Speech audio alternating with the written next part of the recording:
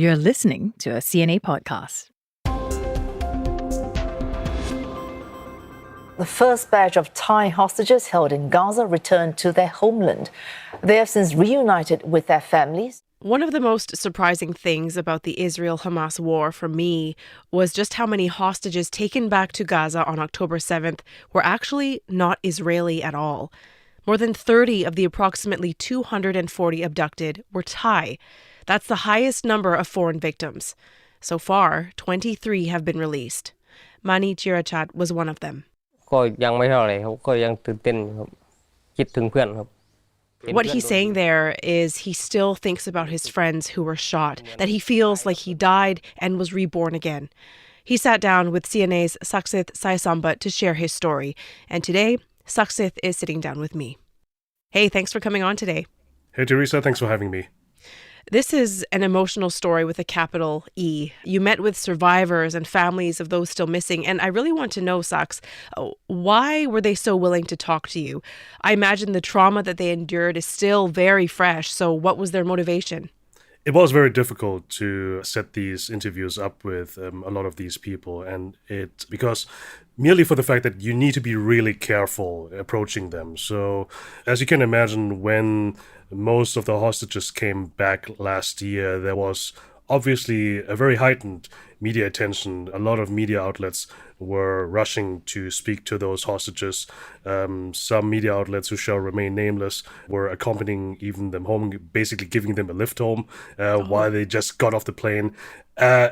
Simply speaking, we didn't want to do that. I certainly didn't want to do that. I felt very uncomfortable, even though, to openly admit, we had these discussions within the newsrooms as well, but I personally wanted to take a different approach. So that's why we wanted to give them time to settle, to regather their thoughts, and then also carefully approach them, seeing if they are still ready to talk to us or not. And our basic first approach is not to talk to them directly, but talk to people around them, intermediaries, like, for example, to family members or to village heads, people in the community that have links to these people. And bit by bit, that's how we build up our trust and how we build up our approach to these people until we got to the point where they are willing to share these stories with us, while also be very clear what we can talk about, what we cannot talk about, what are certain red lines.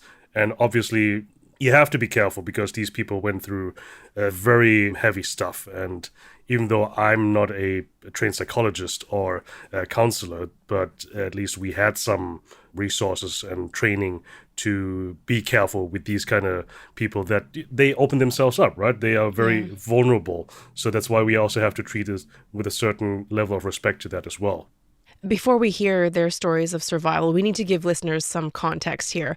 Like I said off the top, I was really surprised when I first heard that so many Thais had been taken. But thousands actually work in Israel in communities and farms near the Gaza border, and they form the backbone of the agricultural sector there, don't they?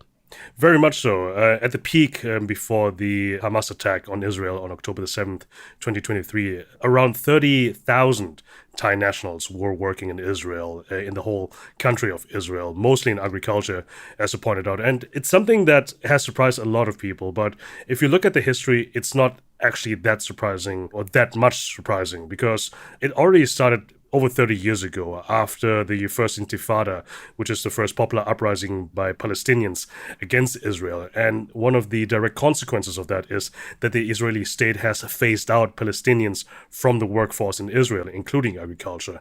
And during that time, they were looking around, okay, from which country in the world can we get our migrant workers now? It just happened to be a match with Thailand. Since then, you had a lot of Thais going over there, work in agriculture or similar sectors. There has been a bilateral agreement formalized over 10 years ago. And since then, the numbers kept going up and up. But that number kept going up until the Hamas attack on October 7th last year. There's one province in northeastern Thailand, Udon Thani, and it sends the highest number of migrant workers to Israel. You traveled there to meet a former hostage. Why are these people so willing to work in such a dangerous environment? How aware are they of the dangers? The easy answer why anybody would go to Israel from Thailand to work in agriculture sector is the money. I mean, you get a very high monthly wage, about $1,800 per month, which is a multitude, far more than anybody in Thailand would get in the same sector for the same work in Thailand, 50 times more than in the minimum wage in Thailand. 50 times. Yes, 50 times. So Yeah. that puts into perspective that that's why so many people go to Israel to earn a lot more money than they could ever do in Thailand. And it gives them, of course, the financial freedom, the financial security to build up a life when they come back. And the program is usually limited to 5 years and 3 months. And then you can make a little bit of math and figure yourself out how much money they get over there. But when you were asking about the risks, usually when people sign up, they go through workshops or to briefings, and they are being told, of course, like, yes, there are dangers in Israel. There is the occasional rocket attack from Gaza, but usually the Israeli air defense system would shoot them down. But It's kind of played down then, right? The threat? In a way, in a way, it's being played down because obviously you don't want people to get cold feet and chicken out at the last second, right? But having said that, when you look back into the past, there have been incidents where migrant workers, not only from Thailand, but also other countries, have been killed by rocket attacks. But those are just very low numbers that happened every time. So, of course, something that has happened, like the Hamas attack on October 7th last year, that was certainly out of the ordinary. But despite the dangers, as I said, this program has been going on for quite some time. And we're going to hear from Chumpon Jerachat, that's Mani's father. He was in Israel 10 years ago, and that goes to show that, this goes way back, and he talks about his experiences, how it was like there back then. ก็ทำงานใน I was working on a kibbutz. I was clearing the leaves and tending to the gardens to make them look pretty. I earned good money, a high monthly salary, enough to build a good life for me and my family quicker. And this idea of a quick road to a better quality life, it's passed down through generations, right? Mani, who we heard off the top, he went to Israel after being inspired by his father, and he was near the end of a 5-year contract when he was caught up in the war. Tell us, what was it like meeting him? When I met Mani and his family, he appeared very calm to me, but obviously that's just on the surface, right? So we sat down in an interview, and obviously we made very sure again, saying that, are you okay doing this interview? Are you okay to talk about these things that have happened to you? He said yes, so that's why we then proceeded with the interview. And then he told us what happened. He told us what happened on that very day when Hamas attacked him. ก็รีบวิ่งเข้าบังเกอร์ I ran into the bunker and came out. Then, after the second siren, we ran to the bunker again. That's when we ran into Hamas. They put us in a car. We were 6 guys. 4 were in the car. The other 2, they shot dead. Mani is not the only one we talked to. We actually talked to a lot of people, but concerning people that were in Israel and came back immediately after the attack in October, we also went into another part of the country. We went to Chiang Rai in the north of Thailand.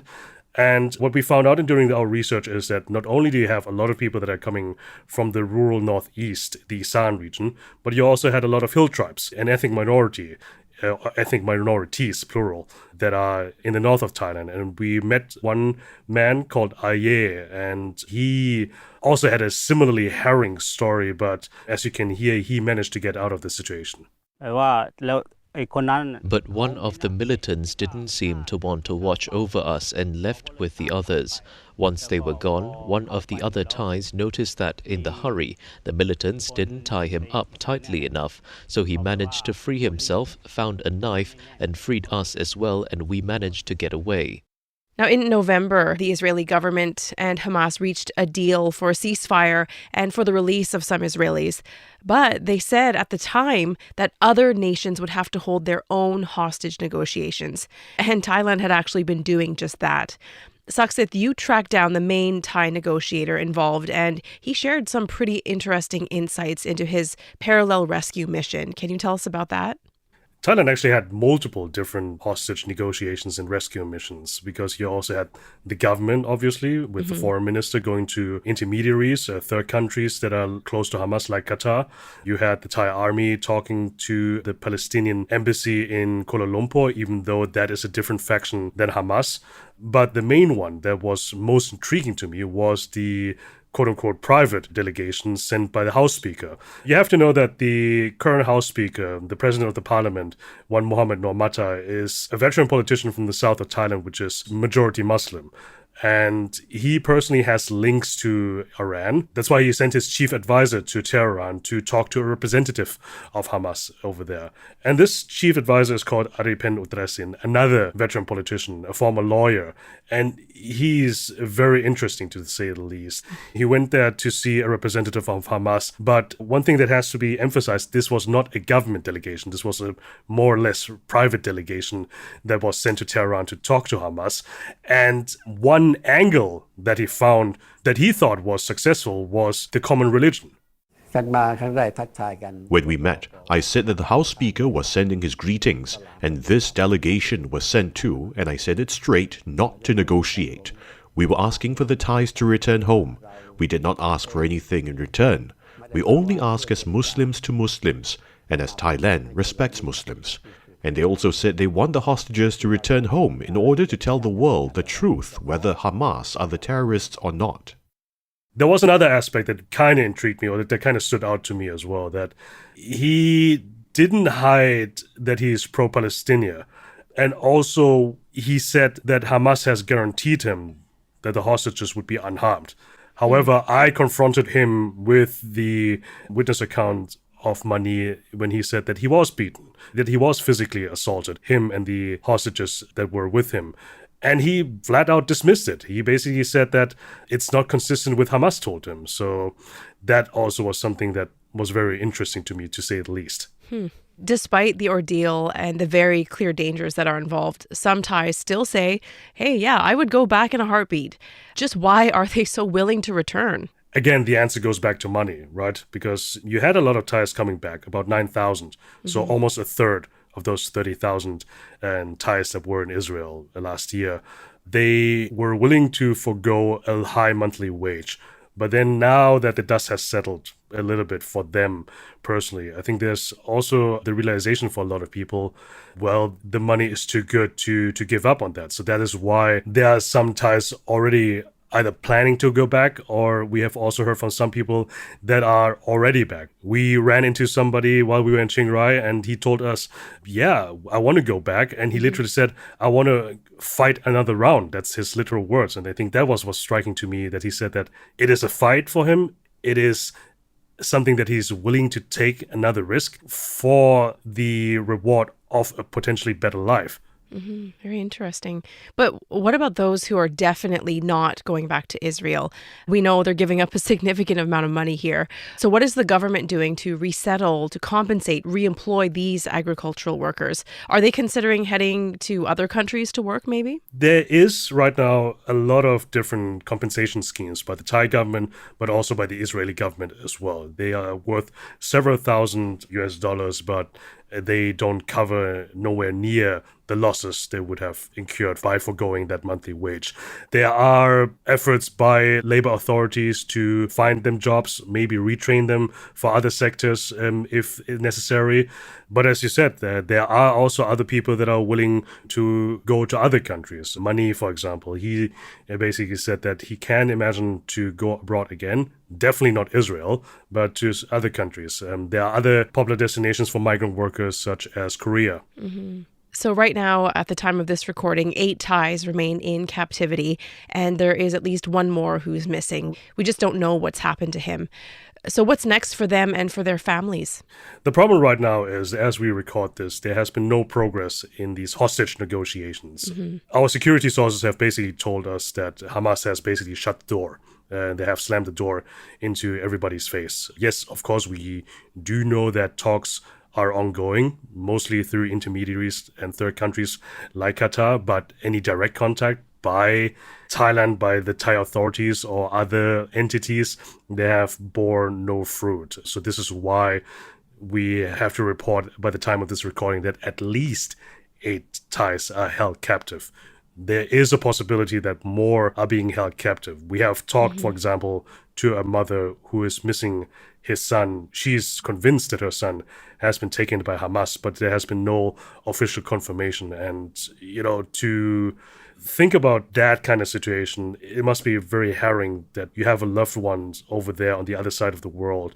You are sure that he is taken, but you have no certainty whatsoever where he is. So that is obviously, of course, also very emotional for us to cover that as well. You talked to so many people for this story. You went to many places in Thailand. What did you learn from this story? I might repeat, Thai stories don't only happen in Thailand. They also happen elsewhere too. There's a diaspora out there where people are trying to fight for a better life. Like we heard from that one guy that is going to return. He wants to fight for a better life. And I think that is compelling to me because I'm the son of immigrant parents growing up in Germany. So this is why I felt kind of drawn into this story. That's why we have worked several months on this story. But it's fascinating to see that you had this bilateral exchange of migrant workers to Israel for so many decades and seemingly working very well. Obviously, there were problems. Obviously, there were reports about abuse, subpar working conditions, and unpaid overtime, exposure to very toxic pesticides. But these were underreported aspects of this story. And the whole situation of migrant workers in Israel wouldn't probably have gotten this broad attention if it wasn't for the Hamas attack on them. So now there's a wider attention to this story. But I also fear now, not only as this war drags on, but also now that most of these ties are back, that kind of fades back into the background again. So this is why it was important that we want to release this story several weeks or several months later after the Hamas attack, so that basically we want to remind them, yes, the story in itself has ended, but life for these people still go on, and this is why we want to show that. Saksith, thank you so much for the incredible account of what these Thais went through and what negotiators had to go through to help free them as well. And we're all hoping that more of them return home soon. Thanks for having me. Be sure to watch Saksith's TV reports on the Thai hostages on CNA Correspondent. It airs on CNA every Wednesday at 9:30 p.m. Also, find the latest news anytime at cna.asia. Thanks very much for joining us for this episode. The team behind it is Saya Win, Clara Ong, Crispina Robert, and me, Teresa Tang. Bye for now.